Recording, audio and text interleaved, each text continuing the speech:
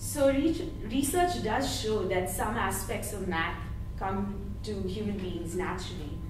But I'm going to move on to my second point, which is the current paradigm in mathematics. That brings me to the straight line in 2D space. And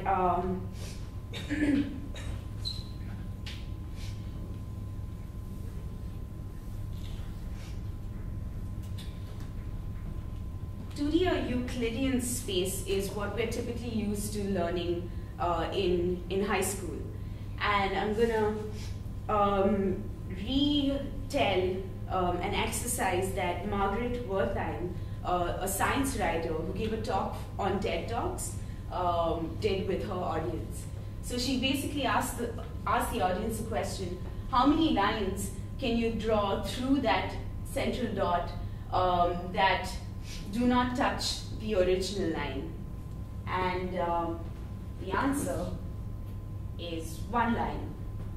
But when you move on to 3D space, which is spherical space, this kind of changes, because a straight line in spherical space is a circle, the largest circle that you can draw in the sphere. So if that's your first line, then how many lines can you draw through that central dot without crossing that, without meeting that line?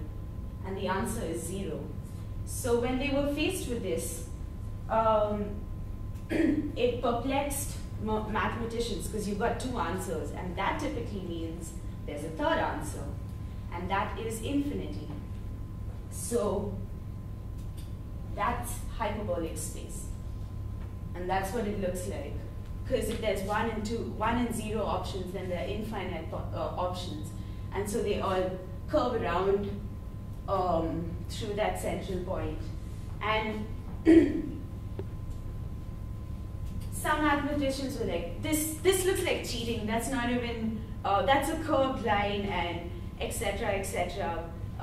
But what actually happens is that theoretically, when you're working on 2D space, it becomes hard to envision what mathematical principles work on 3D space.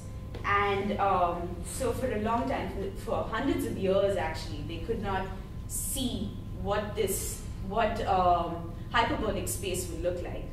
And it came to them in another interesting form. And I'm going to play a video for you. It's exactly what happened when David Kamina in 1997 showed that you could crochet models in hyperbolic space. Here is this diagram in crocheters. And I've stitched Euclid's parallel postulate onto the surface, and the lines looked curved. But look, I can prove to you that they're straight, because I can take any one of these lines and I can fold along it, and it's a straight line. So here in wool, through domestic feminine art, is the proof that the most famous postulate in mathematics is wrong.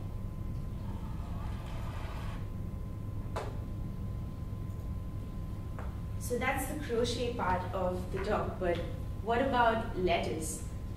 If you notice, the pattern that she showed up, that she was holding up, is also seen in letters.